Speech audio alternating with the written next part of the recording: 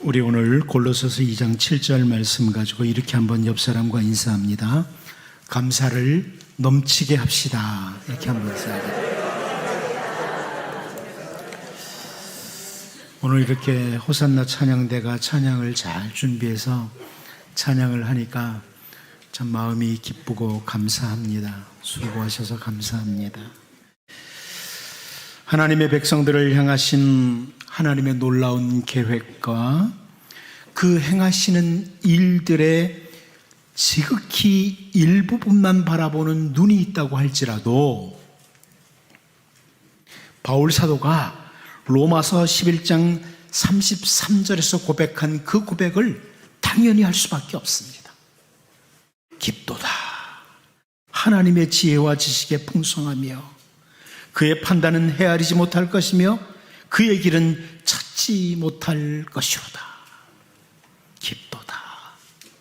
하나님의 지혜와 지식에 풍성하며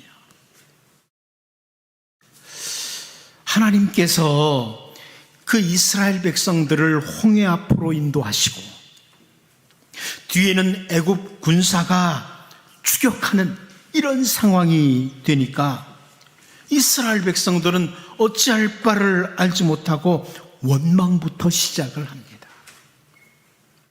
하나님의 오묘하신 계획과 하나님이 행하시는 일들을 바라보는 눈이 없었기 때문에 그렇죠. 우리를 자녀 삼으신 하나님은 때를 따라 가장 알맞게, 때를 따라 적절하게 우리를 위해서 일하시는 하나님이십니다. 솔로몬은 전도서 3장 11절을 통해서 하나님이 모든 것을 지으시되 때를 따라 아름답게 하셨고 또 사람들에게는 영혼을 사모하는 마음을 주셨느니라. 그러나 하나님이 하시는 일의 시종을 사람으로 측량할 수 없게 하셨도다. 이렇게 설명을 합니다. 세상에 살아가는 동안에 모든 일들이 내 생각대로 되는 것이 아닙니다. 가족이나 주변의 모든 사람들도 내가 원하는 대로만 다 해주는 것도 아닙니다. 우리를 자녀 삼으신 하나님께서도 역시 내가 원하는 대로 그대로만 행해 주시는 이런 분이 아니십니다. 하지만 어떠한 상황 속에서도 우리를 향하신 하나님의 아름다운 계획과 하나님이 하시는 그 일을 사실 가장 아름답고 가장 선한 줄을 믿고 알고 하나님과 모든 상황을 바라보는 사람이라면 언제나 감사가 넘쳐날 수밖에 없습니다. 하나님을 올바로 알면 말입니다. 반대로 자기 생각과 자기가 원하는 대로 뭔가 이루어지지 않으면 곧바로 원망으로 이어지는 사람은 광야의 이스라엘 백성들과 거의 비슷한 사람들입니다.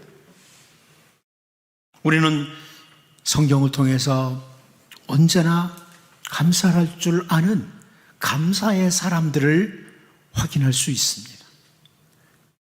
우리 주님의 자녀들은 사실 어떤 상황에서도 혹은 어떤 사람을 만나든지 감사하는 마음을 잊지 말아야 할 이유가 있는 사람들입니다. 하나님께서 우리가 이 땅에 살아가는 동안에 우리를 보호하시고 인도하시는 그 방법이 언제나 동일한 것은 아니기 때문에 그렇습니다. 때로는 우리가 인생을 사는 동안에 어두운 밤을 맞이하도록 이렇게 하실 때가 있습니다. 정말 힘겹고 어려운 시기가 있습니다. 그러나 시간이 흘러간 뒤에 가만히 보면 그것은 하나님께서 우리를 더 귀하고 아름다운 그런 삶의 모습으로 인도하시는 하나님의 보호하시는 이런 방법이었습니다. 때로는 우리를 마치 낙원과 같은 곳으로 이끄실 때도 있습니다. 그것도 하나님의 인도하시고 보호하시는 또 하나의 방법이에요.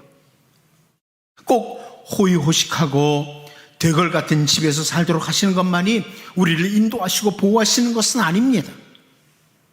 택하시고 가까이 오게 하신 하나님의 백성들, 특별히 예수 그리스도의 십자가 은혜로 자녀 삼으신 우리들을 하나님은 언제나 인도해 주시고 보호해 주시면서 가장 아름다운 삶으로 이끄시는 하나님이십니다.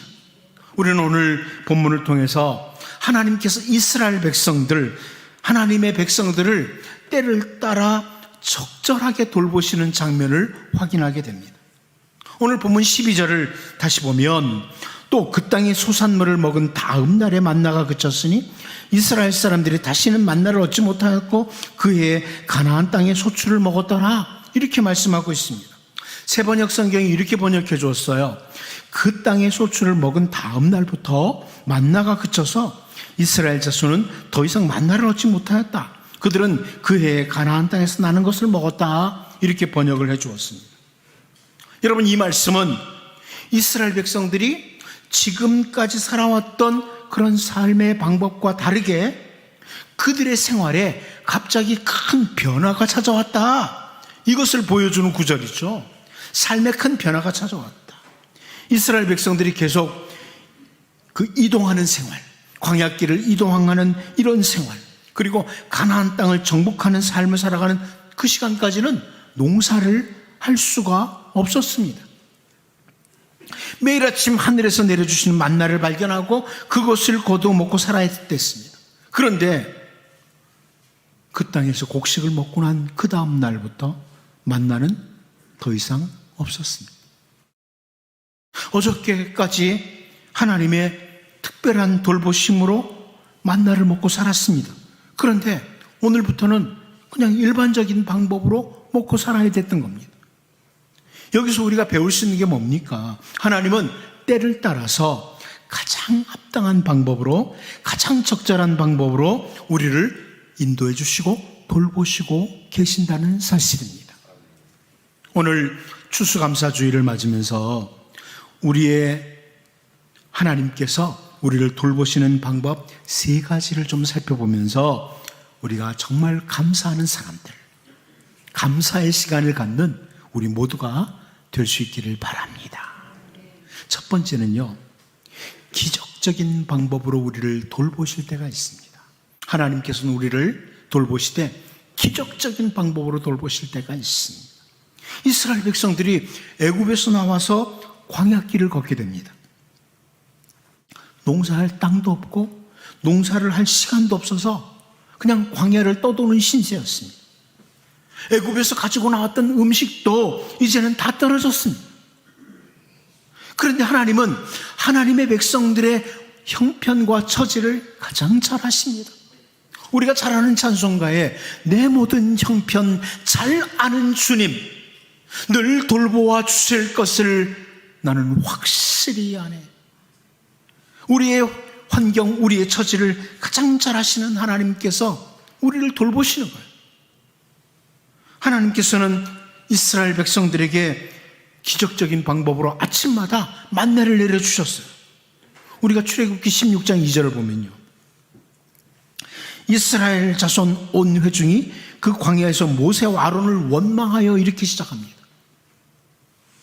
도대체 왜 이스라엘 백성들이 모세와 아론을 원망했느냐 하면 먹을 것이 없다고 원망을 했습니다. 이 광야에 먹을 것이 없지 않느냐. 그런데 출애굽기 16장 4절을 보면 하나님께서 모세에게 이렇게 말씀하세요. 그때 여호와께서 모세에게 이르시되 보라, 내가 너희를 위하여 하늘에서 양식을 비같이 내리리니 백성이 나가서 일용할 것을 날마다 거둘 것이라. 이같이 하여 그들이 내 율법을 준행하나 아니하나 내가 시험하리라. 하나님께서 하늘에서 양식을 비같이 내려주신다고 말씀하십니다. 여러분, 이스라엘 백성들이 장정만 약 60만 명이었습니다. 그러므로 대충 계산해 보면 약 200만 명이 됩니다. 그 200만 명의 이스라엘 백성들이 매일 하늘에서 양식을 내려주심으로 그걸 먹도록 한다. 이건 기적입니다. 고기가 먹고 싶다고 아우성칠 때 메추라기를 보내셔서 먹이기도 하셨습니다.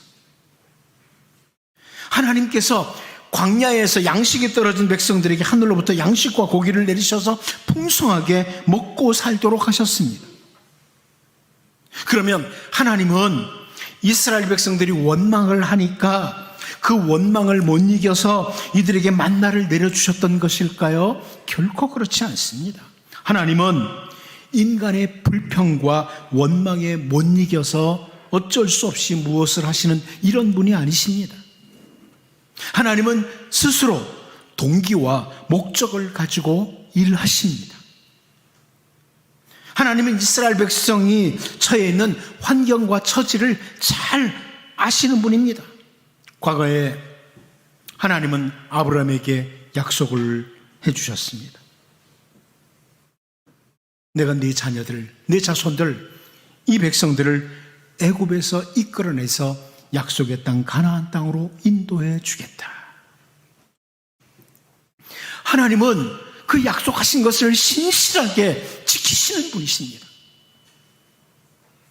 이 백성들로 하여금 광야에서 굶어 죽도록 하는 것이 하나님의 뜻이 아닙니다. 하나님은 당신의 백성들의 형편과 처지를 가장 잘 아세요.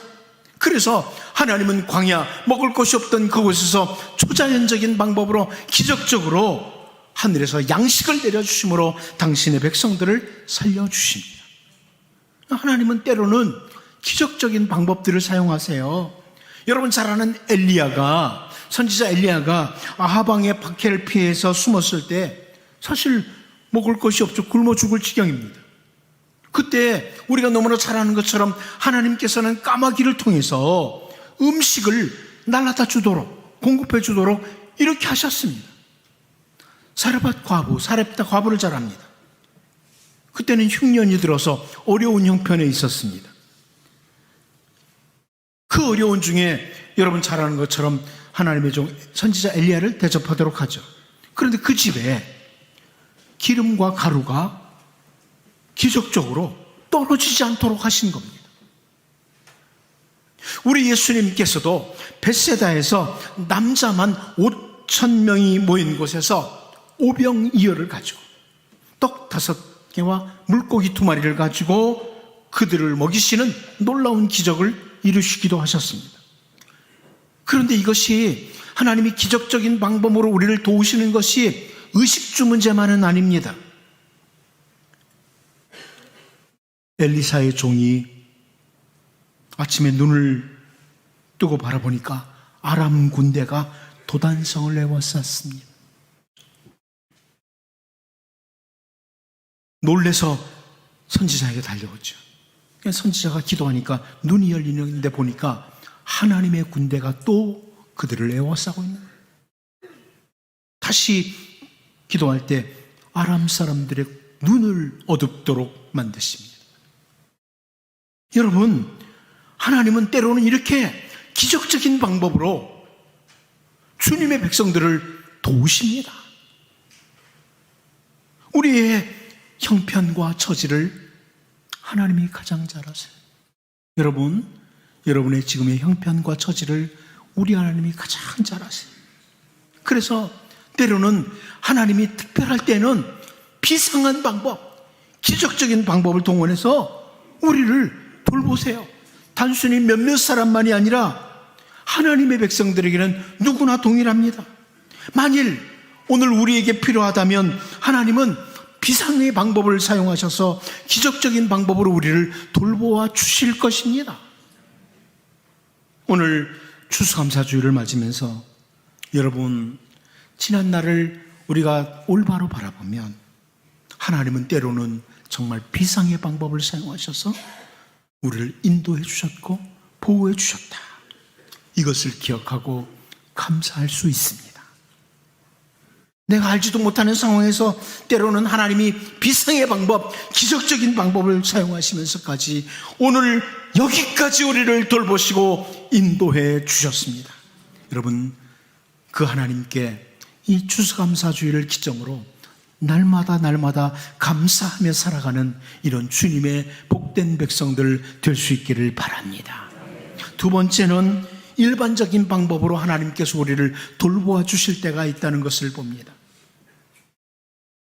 기적적인 방법만이 하나님이 우리를 돌보시는 유일한 방법이 아닙니다.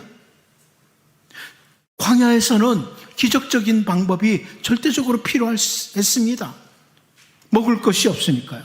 그런데 오늘 본문 12절을 다시 보면 또 그 땅의 소산물을 먹은 다음 날에 만나가 그쳤으니 이스라엘 사람들이 다시는 만나를 얻지 못하였고 그 해에 가나안 땅의 소출을 먹었더라 그럽니다.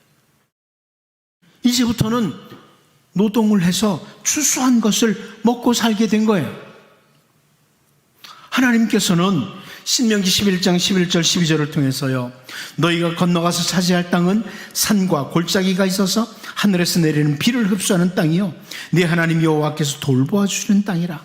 연초부터 연말까지 네 하나님 여호와의 눈이 항상 그 위에 있느니라. 이렇게 말씀해 주셨습니다. 하나님이 땅을 돌보아 주신다. 우리의 땅을 돌보아 주신다. 이렇게 말씀하죠. 그리고 신명기 11장 14절 15절을 보면 여호와께서 너희의 땅에 이른 비 늦은 비를 적당한 때에 내리시리니 너희가 곡식과 포도주와 기름을 얻을 것이요 또 가축을 위하여 들에 풀이 나게 하시리니 네가 먹고 배부를 것이라. 이렇게 말씀을 합니다. 결국 약속의 땅에 들어갔을 때는 일반적인 방법이에요. 이스라엘 백성들이 농사를 지어서 먹고 살아야 된다는 것을 보여주는 말씀이죠. 여러분, 하나님께서 온 세상을 창조하실 때, 천지를 창조하실 때 그 천지를 창조하신 방법은 놀라운 이적이었습니다. 전능하신 말씀으로 세상을 창조하시는 거예요. 빛이 있으라! 그러면 그 말씀대로 빛이 있습니다. 하나님이 말씀하실 때 바다도 생기고 육지도 생기고 각종 새들과 짐승들과 심지어 사람들도 흙으로 빚으시고 그 코에 생기를 불어넣으시니까 생명이 되었다고 합니다. 기적적인 방법이죠. 그런데 하나님께서 계속해서 그런 방법으로 사람을 만들거나 짐승을 만들거나 이렇게 세상을 운영하는 게 아닙니다. 이제는 일반적인 방법으로 소위 자연적인 방법을 따라서 세상을 운행해 가십니다. 이스라엘 백성들이 가나안 땅에서 농사를 지어 먹는 것, 이런 일이 생긴 후에는 이제 더 이상 광야에서 만나를 먹이시던 그 방법을 가지고 이스라엘 백성들을 먹이지 않습니다. 새로운 방법으로 백성들을 인도하시고 돌보아 주시는 겁니다. 다시 말해서 하나님은 이스라엘 백성들의 일터에서, 들에서, 농장에서 그들과 함께 하시면서 그들을 돌보시고 계셨던 것입니다. 이스라엘 백성들이 가나안 땅에 딱 들어가서 배우는 게 뭐예요? 저 광야 생활하는 동안에 하늘에서 만나를 내려주시던 그 하나님이 이제는 이 젖과 꿀이 흐르는 약속의 땅에서는 추수를 주시는 하나님이시다. 만나를 내리시던 그 하나님이 추수할 수 있도록 하시는 동일한 하나님이라는 것을 확인하게 되는 겁니다. 여러분, 혹시 여러분들 중에는 하나님께서 기적적인 방법으로 살도록 해주시는 것, 이게 일반적인 방법으로 살도록 하는 것보다 훨씬 좋다, 날마다 기적만 있었으면 좋겠다, 이런 생각을 하시는 분이 있을지 모르겠습니다. 그런데 여러분, 정말 필요하면 기적적인 방법이 필요해요. 그러나 일반적인 방법으로 나를 인도하시는 하나님, 그 하나님께 정말 감사할 수 있어야 됩니다. 예를 들어 볼게요. 여러분 중에 운전하시는 분들이 많죠. 그런데 어떤 성도가 운전을 하고 가다가 대형 사고가 났습니다. 반드시 죽어야 될 상황이었어요. 차는 다 찌그러지고 폐차하게 됐는데 몸이 아무 이상 없이 살아났습니다. 그러면 여러분, 하나님께 감사할 수 있겠습니까? 감사 못해요? 감사하죠? 물론 감사해야 돼요. 하지만 오히려 아무런 사고 없이 날마다 안전하게 보호해 주시는 그 은혜에도 감사해야 합니다. 기적적으로 살려주신 것도 감사하지만 일반적으로 지금 살게 해주신 것도 감사하는 거예요. 감사해야 됩니다. 기적적인 방법은 특별한 경우에만 사용하는 거예요. 우리가 기억해야 될 것이 있습니다. 우리 하나님은 강물까지 갈라지는 그 놀라운 기적이 일어나는 요단강에만 계시는 분이 아닙니다. 고요하게 흘러가는 시냇물 가운데도 역사하시는 분이 우리 하나님이십니다. 우리 하나님은 하늘에서 만나가 떨어지도록 하는 광야에만 계시는 하나님이 아니십니다. 땅을 파고 씨를 심고 거두는 그곳에서도 하나님은 함께 계십니다.